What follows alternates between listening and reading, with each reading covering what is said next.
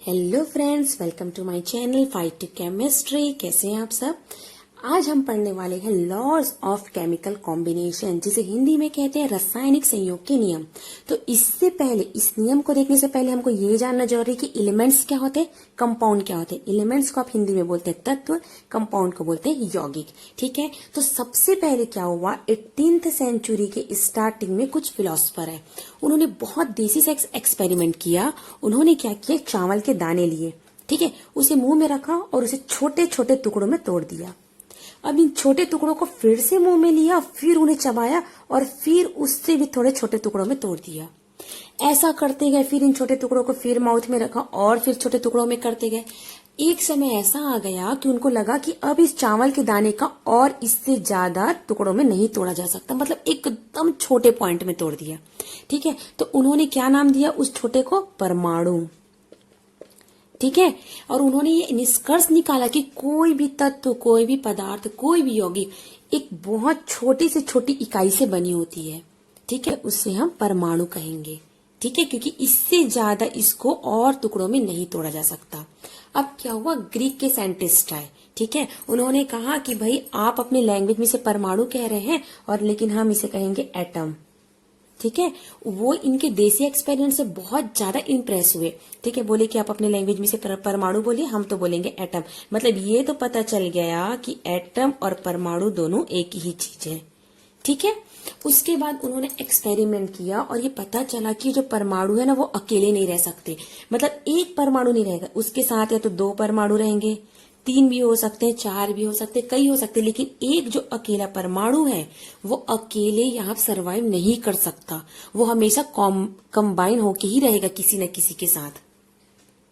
जैसे मान के चलिए ये सेम एटम है। ठीक है, ये क्या हुआ, सेम एटम, ये आपस में मिलके, यहाँ पे मैंने लिख दिया सेम एटम आपस में मिलके क्या बनाएंगे, मॉलिक्यूल। मॉलिक्यूल जिसे क्या बोलते हैं हम, अणु बोलते हैं। ये अणु आपस में मिलके क्या बनाएंगे, आपके एलिमेंट। एलिमेंट मतलब आपका क्या हो गया, तत्व। ठीक है, लेकिन अगर ये एटम डिफरेंट डिफरेंट रहे, अगर ये एटम डिफरेंट डिफरेंट रहे तो उससे भी मॉलिक्यूल बनेगा और ये मॉलिक्यूल आपस में मिलके आपके बनाएंगे कंपाउंड, जिसे हम क्या बोलते हैं, यौगिक। ये क्या है, डिफरेंट एटम। ठीक है, अगर एक लाइन में बोला जाए तो जो एलिमेंट्स होते हैं वो सेम एटम के बने रहते हैं, लेकिन जो कंपाउंड होते हैं वो डिफरेंट डिफरेंट एटम के बने होते हैं। यहां तक के तो समझ आ गया होगा। तो सेम एटम में क्या हो सकता है, ये कार्बन हो सकता है, ऑक्सीजन हो सकता है, कुछ भी, दोनों में से एक ही रहेगा। चलिए मानिए इसमें कार्बन से बना है एलिमेंट्स, लेकिन जो कंपाउंड होगा वो कार्बन भी हो सकता है, उसमें हाइड्रोजन हो सकता है, ऑक्सीजन हो सकता है, डिफरेंट डिफरेंट एटम से बना रहेगा, वो आपका रहेगा कंपाउंड। ठीक है, अब इसके बाद एक साइंटिस्ट है, उनका नाम था एंटाई लेवोसियर।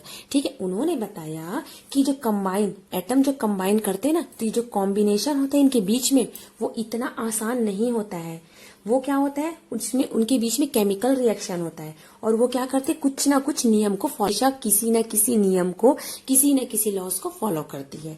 ठीक है, तो ये क्या होगा, इसी जो रासायनिक अभिक्रिया की जो नियम है, केमिकल कॉम्बिनेशन के जो नियम है, उसे ही रासायनिक संयोग के नियम कहते हैं। ठीक है, अब क्या होगा, केमिकल रिएक्शन किसे कहते हैं, केमिकल रिएक्शन मतलब क्या होते हैं, दो सब्सटेंस रहते हैं, दो सब्सटेंस से मिलके एक तीसरी नई चीज बनती है ना, उसे हम बोलेंगे केमिकल रिएक्शन। ठीक है, अब जैसे मान लीजिए आपने नमक लिया और पानी लिया, अब उससे क्या होगा, नमक पानी मिलेगा हमको। ठीक है, नमक को पानी में अगर घोलेंगे तो हमको मिलेगा नमक पानी। तो ये क्या केमिकल रिएक्शन होगी क्या, बिल्कुल नहीं होगी। क्यों नहीं होगी, क्योंकि हमको पता है कि जो नमकीन का नेचर है, नमक का नेचर है, वो तो नमकीन ही है। मतलब हमको यहाँ पे कोई सरप्राइजली चीज मिल रही है क्या, नहीं, ये तो हमको पता है, नमक से अगर पानी में घोलेंगे तो नमक पानी मिलेगा। उसी तरह से अगर हम शक्कर को पानी में घोलेंगे तो हमको शक्कर पानी मिलेगा। ये केमिकल रिएक्शन है क्या, बिल्कुल नहीं है। हमारा केमिकल रिएक्शन क्या होगा, जैसे कि एसिड और बेस, मतलब अम्ल और क्षार को अगर हम मिलाएं तो हमें क्या मिलता है, सॉल्ट वाटर मिलता है। देखिए हमने मिलाया कुछ और, मिला कुछ और, तो ये हमारा कहलाएगा केमिकल रिएक्शन। ठीक है। और ऐसा है कि इस केमिकल रिएक्शन के होने के लिए कुछ ना कुछ नियम बनाए गए हैं, कुछ नियम को, कुछ लॉज को ये फॉलो करते हैं। तो और आज हम उसी लॉज को पढ़ने वाले हैं जिसका नाम है laws of conservation of mass. Clear? ठीक है।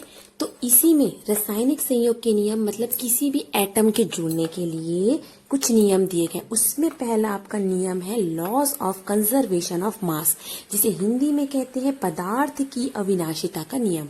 इसे किसने दिया था? लेवोजियर ने दिया था। उन्होंने बताया कि जब भी कोई केमिकल रिएक्शन होती है तो जो रिएक्टेंट रहते हैं, रिएक्टेंट प्रोडक्ट, ठीक है, तो जो रिएक्टेंट मतलब जो अभिकारक का जो मास है, मास मतलब क्या होता है आपका? द्रव्यमान।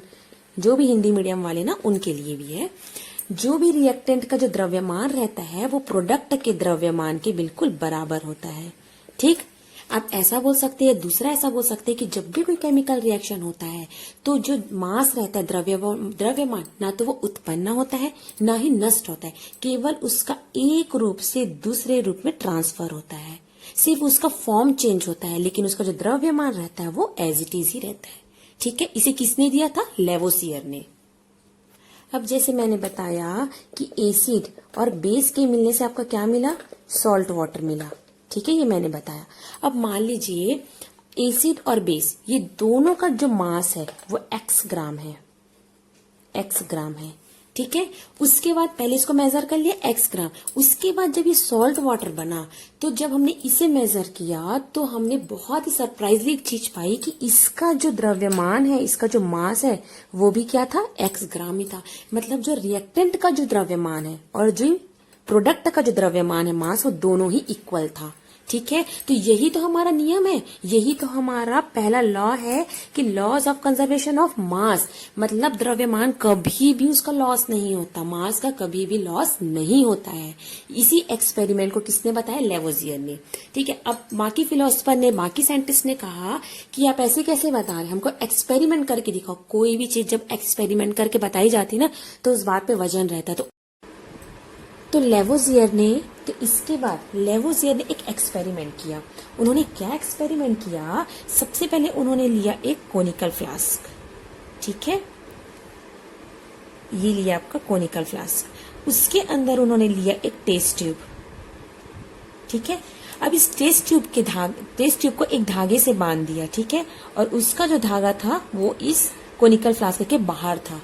ठीक है, एक धागा इस टेस्ट ट्यूब को बांधा था और जो उसका एंड था वो इसके कोनिकल फ्लास्क के बाहर था। और यहाँ पे उन्होंने इसके माउथ में लगा दिया एक कॉर्क। ठीक है, जिसके कारण ये जो धागा था बहुत ही टाइटली दबा हुआ था। अब क्या हुआ? उन्होंने इस कोनिकल फ्लास्क में एक सॉल्यूशन ले रखा था। उस सॉल्यूशन का नाम था सोडियम, चलो फॉर्मूला ही लिख देते हैं, सोडियम कार्बोनेट। ठीक है, और इस टेस्ट ट्यूब में भी उन्होंने एक सॉल्यूशन ले रखा था, उसका नाम था कॉपर सल्फेट। ठीक है, सोडियम कार्बोनेट का उन्होंने लिया था 5% सॉल्यूशन और कॉपर सल्फेट का भी लिया था 5% सॉल्यूशन। अच्छा, 5% सॉल्यूशन मतलब क्या होता है? ये आपके प्रैक्टिकल में पूछे जाते हैं। तो 5% सॉल्यूशन क्या होता है? जैसे ये क्या है? Sodium carbonate. तो क्या किया? उसका 5 ग्राम ले लिया। ठीक है, और उसे 100 ml वाटर में घोल दिया। तो ये आपका बन गया सोडियम कार्बोनेट का 5% सॉल्यूशन। वैसे कॉपर सल्फेट का भी 5% सॉल्यूशन लिया। तो इसका क्या किया? 5 ग्राम क्या ले लिया? कॉपर सल्फेट, और उसको 100 ml वाटर में घोल दिया। तो क्या बन गया? कॉपर सल्फेट का 5% सॉल्यूशन। ठीक है, तो इसको ध्यान देना आप। इसके बाद क्या हुआ? अब ऐसे ही देखो, अभी दोनों सॉल्यूशन की मिक्सिंग नहीं हो रही है, तो इसी हालत में इस एपेरेटस का उन्होंने क्या किया? वे किया और देखा कि इसका जो मास है वो कितना है, द्रव्यमान कितना है। तो उन्होंने नोट किया कि इसका द्रव्यमान है x ग्राम। ठीक है, अब उन्होंने क्या किया? धीरे से इस कॉर्क को हटाया। तो ये क्या हुआ? रस्सी लूज हो गई। रस्सी लूज हो गई तो क्या हुआ? ये तो आपका टेस्ट ट्यूब था वो कुछ ऐसा हो गया। ठीक है, गिर गया। तो इसका जो सॉल्यूशन है कॉपर सल्फेट, वो जाके किससे मिल गया? सोडियम कार्बोनेट से। और दोनों का ही क्या हुआ? यहाँ पे केमिकल रिएक्शन हो गया।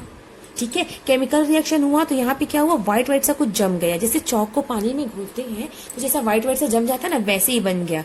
यहाँ पे नीचे में कुछ वैसे ही व्हाइट व्हाइट जम गया, उसको बोलते हैं प्रेसिपिटेट ऑफ शेष।